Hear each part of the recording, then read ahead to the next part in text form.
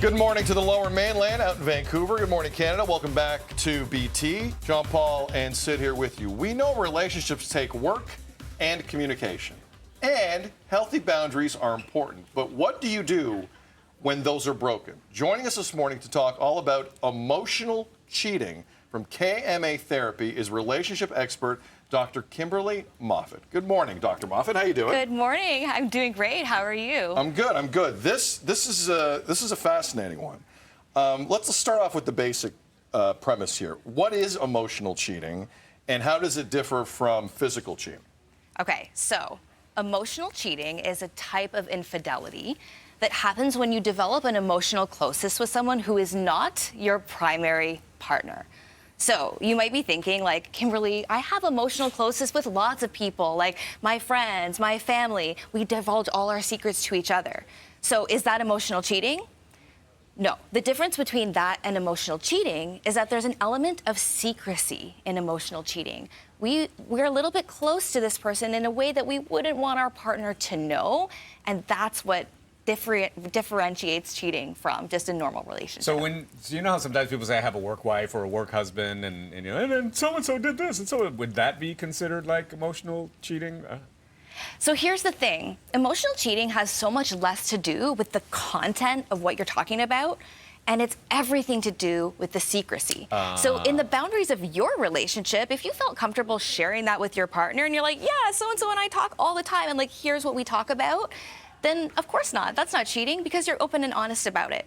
If you're talking about stuff and you feel like you wouldn't want to share this with your partner because you know in your heart there's a flirtatious undertone to it, that's when you know you may have crossed the line into some more dangerous territory. That's the core, right? Because if it's like texting someone, hey, I don't know about this Raptors' new head coach.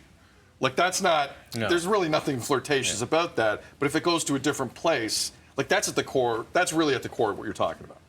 Yeah, so like I said, it can be about the content. It's less about the content and more about the secrecy. The so if your deception partner, and the hiding and... Yeah, like if you were talking about the Raptors, but you felt like your partner would be deceived by that or hurt, and you hadn't been open about it, even that could be considered something that's outside of the bounds. So I would say, like, really check in with yourself and understand, why are you messaging this person? What are the undertones? And it's so different than physical cheating, because with physical cheating, it's all about actions. It's clearly defined. Which one's worse? Emotional or physical cheating? I think a lot of people would say both are just as bad, but they can happen one or the other or together, right? They don't have to be both present. Someone could cheat in multiple ways. But I think what I have seen in my practice is that a lot of people get more easily sucked into emotional cheating because it is so easy to, it's like I said, physical cheating is very clearly defined. It's like you do the action or you don't.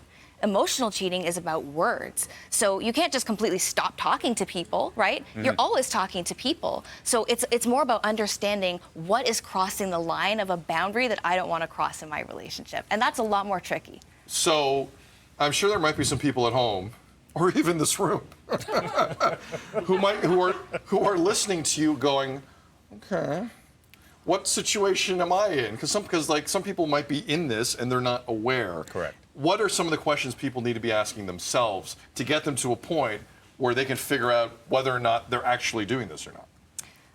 Perfect. Yeah. So first of all, if you think you might be the one who's emotionally cheating, the first thing to do, in my opinion, is check in with yourself and understand if your needs are actually being met in your relationship. Remember, long-term relationships and marriages are constant negotiations. It's not like you go into a long-term relationship and say, oh, I'm gonna have a set of rules and I'm gonna speak now and forever hold my peace, and these are the rules of our relationship forever. You can always speak up and ask your partner for what you need if your needs aren't being met. And that is why a lot of people end up in emotional affairs, because their emotional needs aren't being met by their partner. So if you feel like that isn't happening for you, you have to talk to your partner, talk to an individual therapist, or even speak to a couples therapist who can help you guys understand what might be missing from the relationship and give you tools to actually solve that problem. Fair enough. Basically, check yourself before you wreck yourself. Yes. All right, so how can you create healthy boundaries with your partner? Because some things are fine, but then, like you said, if they start to get flirtatious, if they cross a line, it gets really, really murky. Like, what are the boundaries that you would set? I think you should just always talk to your partner. When in doubt, talk it out. If something feels a little off for you, or if you think your partner might be emotionally cheating, just talk to them. I mean, relationships are all about communication, transparency, honesty. So if you don't have those, then you don't have a solid foundation in your relationship. So creating healthy boundaries is just all about communication and expressing what you need and you want in that relationship. Thank you. At Kimberly Moffit on social media. Dr. Kimberly Moffit is a relationship expert. Come back. Okay. We're going to continue this conversation. Thank you very much. More BT coming up after this.